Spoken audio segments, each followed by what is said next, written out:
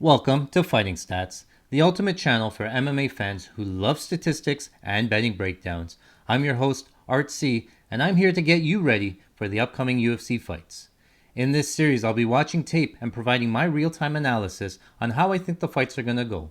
I'll be watching for fighters' strengths, weaknesses, tendencies, and overall strategies, pairing that with Fighting Stats' exclusive UFC stats not available anywhere else to give you a prediction on how I think the fights are going to go and ultimately who's going to win. So sit back, relax, and enjoy the show. Welcome to Fighting Stats.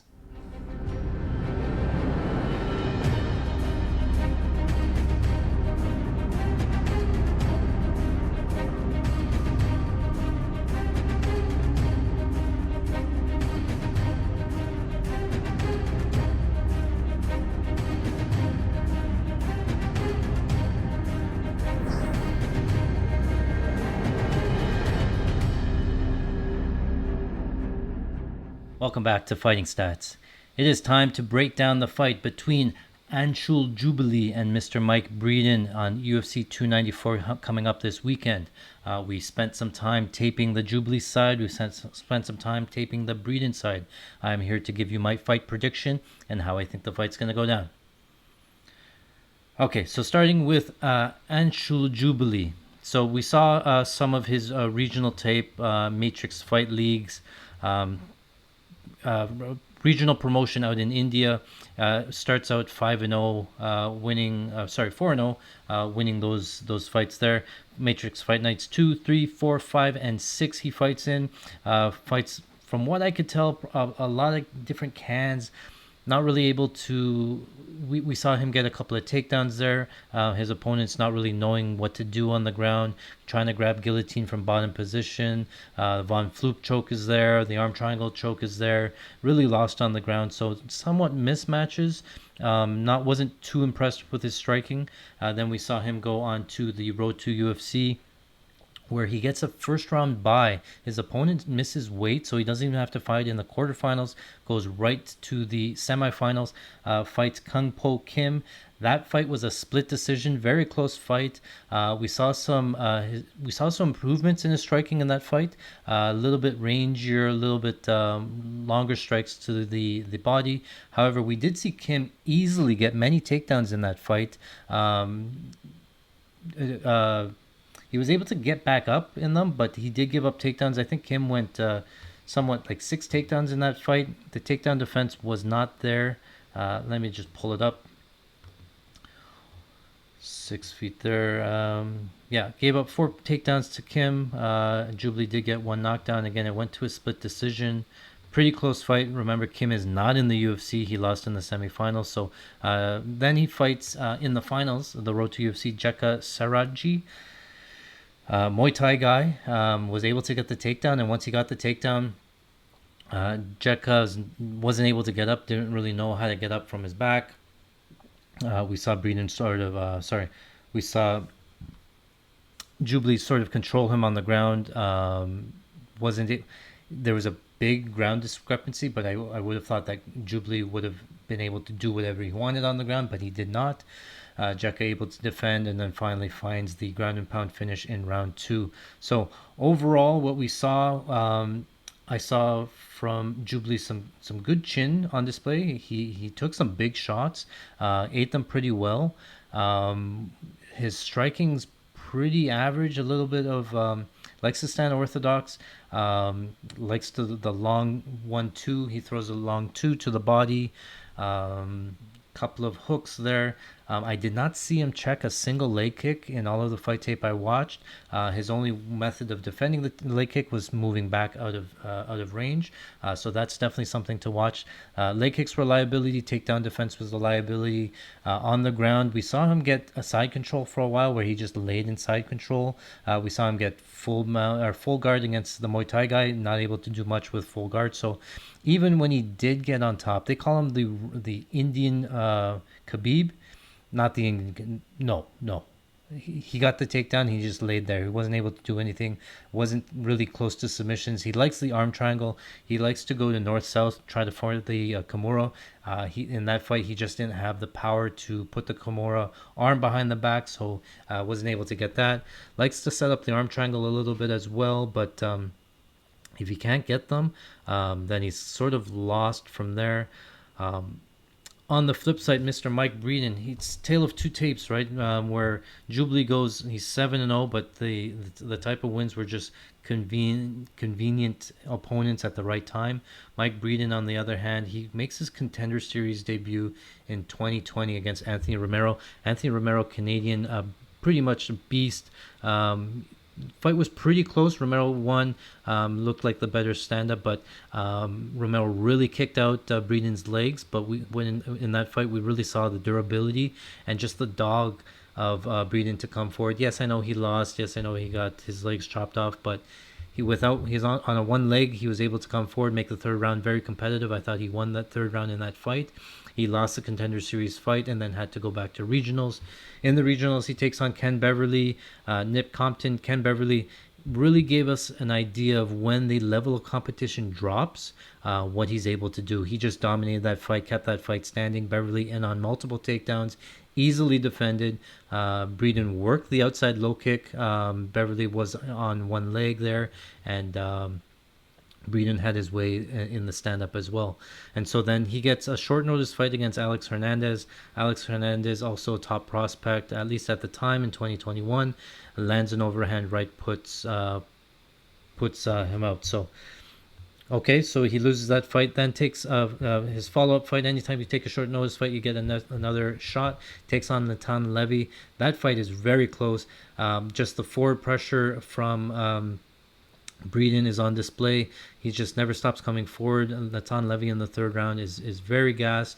Can't deal with the pressure. Breeden's pouring it on in the third round. Very close fight, but he loses the fight to Natan Levy, who I rate pretty highly as well. And then in his last fight, he lost to Terrence McKinney by round one knockout. Terrence McKinney does that to everybody, so I don't put any credit or discredit to that fight. Terrence McKinney's so explosive on the feet. He won by knockout. Worth noting that it was a standing TKO where the referee stopped it. It's not like Breeden went out and was knocked out. And so now he fights Anshul Jubli. Again, this fight is in Abu Dhabi. Jubli coming from India, Breeden coming from the States. I think this is a great buy low spot for Breeden. We saw him, he's 0-4 in the UFC, but all of the competition, Romero, Hernandez, Levy, and McKinney, all levels above what I've seen from Jubli. Jubli, again, has not fought any UFC competition. He got into the UFC road to the UFC, fought two relatively regional guys, got a first round bye, and been wrecking the Indian regional circuit. So the level of competition is not there. I haven't seen anything too impressive. Here's how I think the fight's going to go out. And I think if you watch the Breeden fight versus Ken Beverly in FAC 5, I think it's going to go very similar to that, where both guys start standing in orthodox. Breeden likes the outside low kick. I have never seen Jubli defend the low kick or check a low kick. I think those low kicks are going to do damage right away. I think they're going to do damage enough that Jubli, the Indian McGregor, is going to shoot for the takedowns.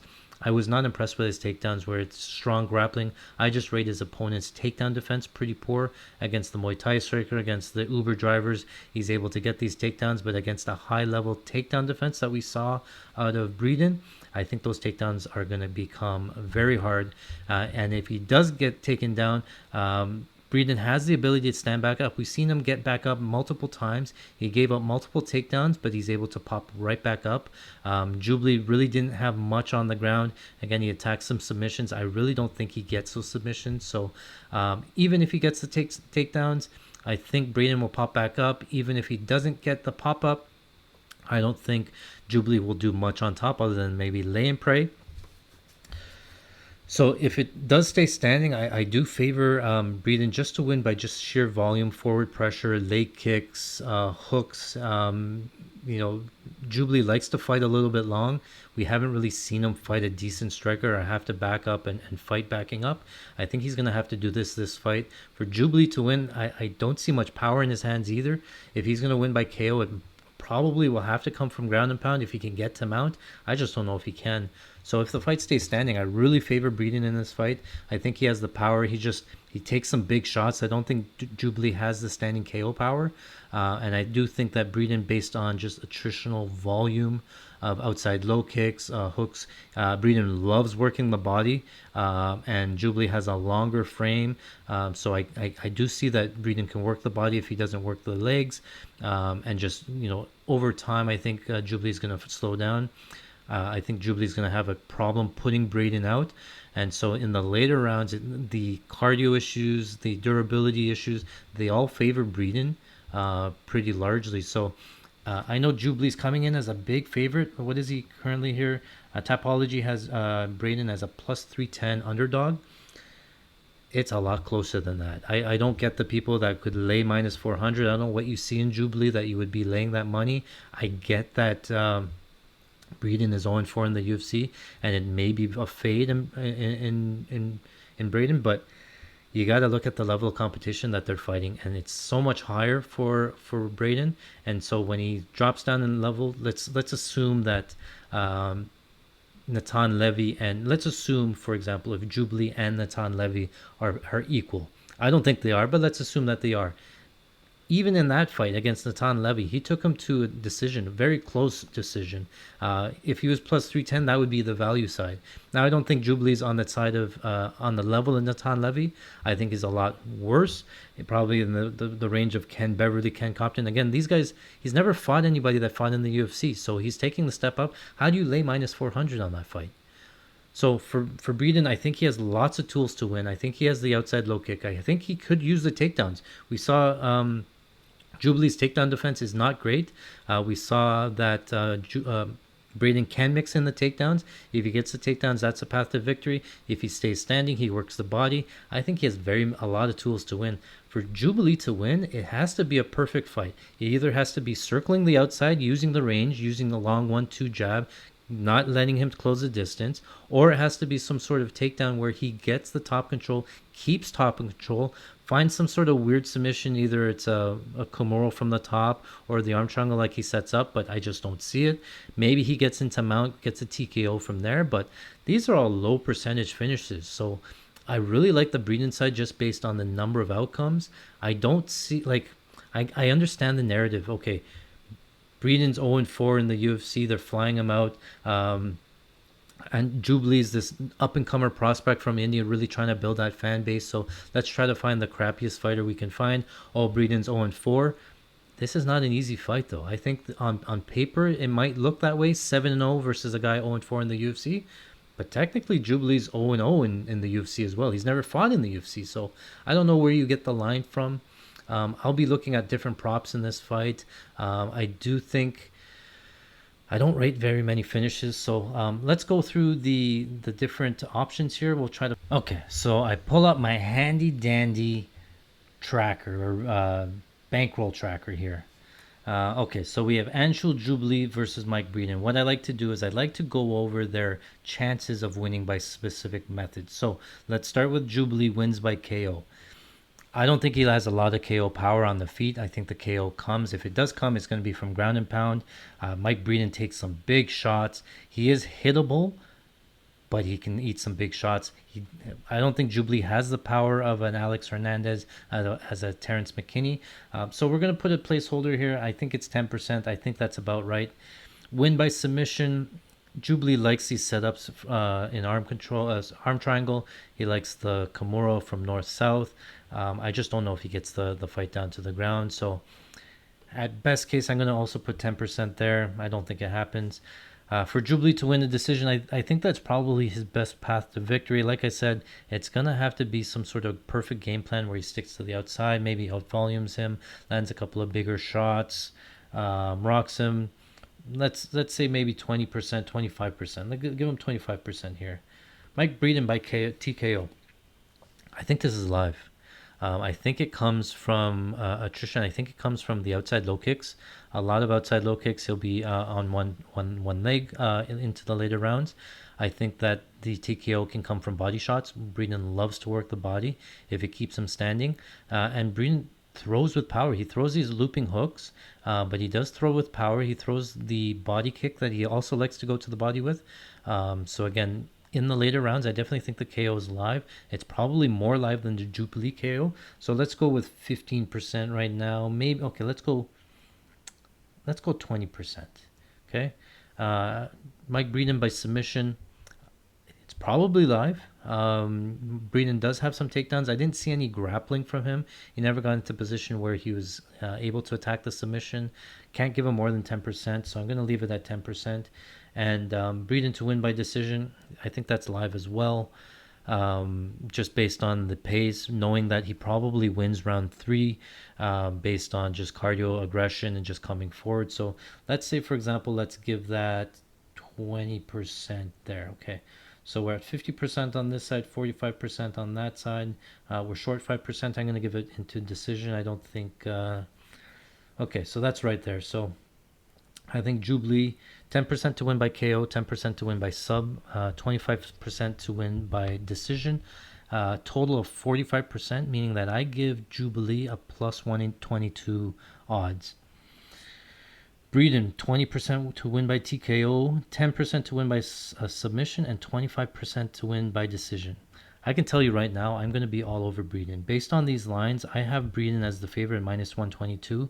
The current odds, I think, for a Jubilee is minus 400. So I'm thinking that the line should be so much split. So we have different ways of checking it here. Different other lines to look at. Jubilee to win inside the distance. I have a total of 20%, so a line of 400 plus 400 or better. For Breeden to win inside the distance, I have it at 30%, so it's going to be plus 233 or better. Fight to go to decision, not to go to decision is pretty even here. On the surface, I think Breeden definitely has more finishing equity. If it goes to decision, it definitely could, based on just Breeden being impossible to finish. Jubilee technically has a minus 400 favorite. His best path to victory is probably decision, so I would look at playing that. And some ITD only lines, decision only lines look pretty favorable as well, so I'm likely going to be on the Breeden side. If I pull up my Kelly Criterion calculator, it's going to probably break and tell me to put everything on Breeden. So I'm going to be pretty cautious on this. This is like a 35-year-old, 36-year-old coming across the country, facing this new up-and-comer in Anshul Jubli. Just from the tape, I don't see it. I don't see how he could be minus 400. I guess there are some unknowns, but based on the film, just based on the weaknesses that I've seen, I think Breeden has a lot more chances to win. I think the fight's probably 50-50, 55-45 either way. I think that's about right. So in those cases, you have to take the dog. It's going to be dog or pass for me. But stay tuned. I'll actually make the plays. I haven't made any bets yet, but I'm going to, right after this, go into my sportsbook, find the greatest odds and best odds. If you like and subscribe when I post them, you'll get a notification letting you know what I played. I will post them over to social media and on our website, fightingstats.com. Make sure you go there. We will have our latest and greatest stats up and running very shortly for you. And be sure to subscribe. Thanks for watching. I hope you enjoyed it. If you have any comments, questions, hit them up in the comments below. I'll be sure to try to answer them for you. All the best. See you at the window.